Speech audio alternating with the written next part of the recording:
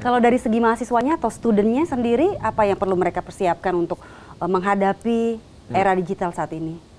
Jadi harus melihat berita-berita, mau Jack TV, mau segala macam. Dan yang terlebih lagi adalah kalau baca koran malas, lihat versi digitalnya. Okay. Nah, jadi HP segala macam, laptop, jangan untuk melihat film Korea aja, jangan. Buat status. Buat status ya, kemudian chatting segala macam ya. Lihatlah cerita-cerita pendek. Karena sekarang itu berita-berita itu dan kisah-kisah itu disajikan dalam bentuk yang ringkas. Sehingga kita tidak perlu baca panjang, kita sudah mengerti. Nah, kemampuan itu harus ada di mahasiswa, bagaimana dia bisa, kalau istilahnya kita itu connecting the dot. Nah, jadi dari konsep ini dia bisa merangkai menjadi satu cerita. Nah, kemampuan itu hanya bisa dilatih jika dia melihat ya media ini, internet, lihat laptop segala macam, dia bisa mengambil satu kesimpulan. Oh ini. Nah, tapi dia harus mengalami proses itu sendiri, ya. Karena kalau tidak melakukan proses itu sendiri, lagi-lagi nanti cuma pengetahuan lagi. Dia harus merasakan itu sebagai suatu pengalaman. Nah, nanti itu akan sangat berguna pada waktu dia terjun ke lapangan kerja. Karena kalau di lapangan kerja kita nggak baca lagi buku catatan. Betul. Kita tinggal ngeliat aja, oh ini apa ini, oh ini kayaknya berhubungan. Oh kalau gitu solusinya apa? Kebijakannya apa yang dilakukan? Analytical thinkingnya dilatih. Analytical thinking, higher order of analytical thinking. Jadi kita berpikir dalam dimensi yang lebih tinggi, menghubung-hubungkan fenomena yang kira-kira nggak hubungkan, kemudian kita mencoba mencari, menyimpulkan, dan kira-kira dari situ apa yang bisa dilakukan sebagai suatu solusi atau sebagai suatu kebijakan. Baik, kalau itu kan soal metode pendidikan ya Pak ya. Bagaimana dengan, Bapak setuju nggak sih dengan kebijakan Menteri Pendidikan yang baru kalau nanti ujian nasional akan dihapuskan? Dan bagaimana sebetulnya nanti polanya yang akan dilakukan seperti itu Pak? Ya.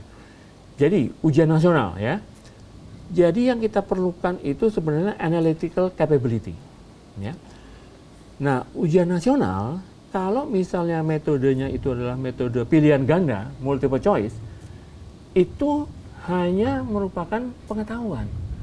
Dan barangkali ya kalau zaman saya namanya metode cap cip cup, terbang kuncup kan, nembak. ABCD gitu ya, paling ada yang benar. Itu tidak melatih kemampuan analisa orang. Ya, itu juga tidak melatih kemampuan orang untuk bisa menerawang ke masa depan. Jadi yang Bapak suggest essay? Jadi yang saya suggest adalah, oke, kita ukur dua-duanya. Pertama adalah stok pengetahuan, ya, bisa dengan multiple choice, tapi harus ada istilahnya essay. Biarlah mereka membuat essay karangan tentang suatu topik yang hanya diketahui kalau amplopnya dibuka.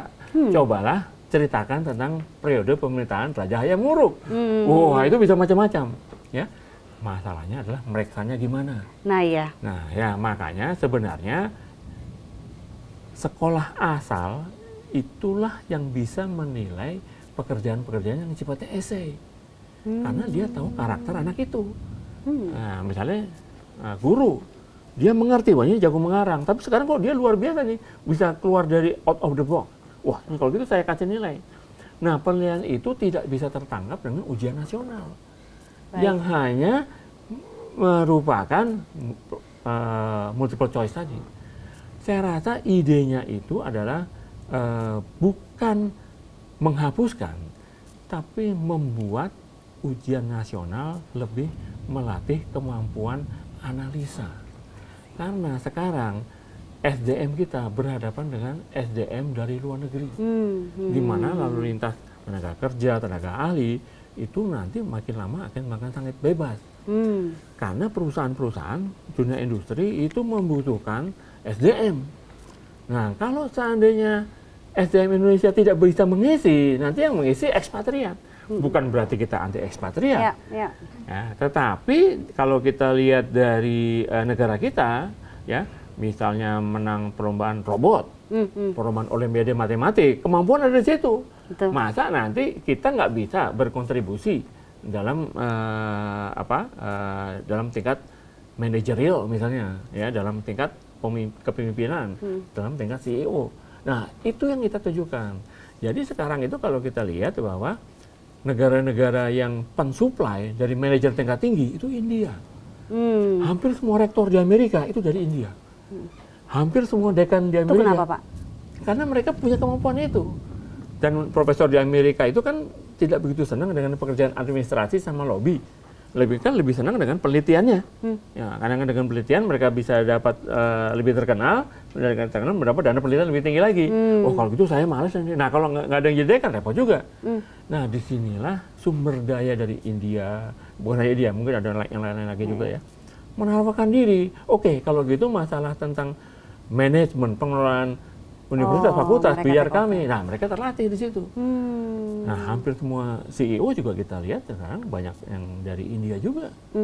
Bahkan chief economist dari IMF, Badan Monetaris itu kan perempuan kan, Gopitam dari India juga. Betul. Suaminya adalah dari India juga, menjadi direktur salah satu lembaga yang namanya JEPAL di Massachusetts Institute of Technology (MIT). Lab yang mempelajari tingkah laku manusia, khususnya orang miskin. Kan ekstrakurikuler itu juga harus dinilai. Kemampuan dia sebagai kapten sepak bola harus dinilai. Kenapa? Sebagai kapten sepak bola, dia selain harus bisa mengegolkan, dia harus bisa mengkoordinasi teman-teman ya kan. Jadi kemampuan manajer. Dan itu yang dilihat di beberapa mau masuk universitas di luar negeri. Koordinasi, persuasi. Dia kapten, tapi dia nggak bisa makan teman kan. Kemudian, nah ini namanya interpersonal skill.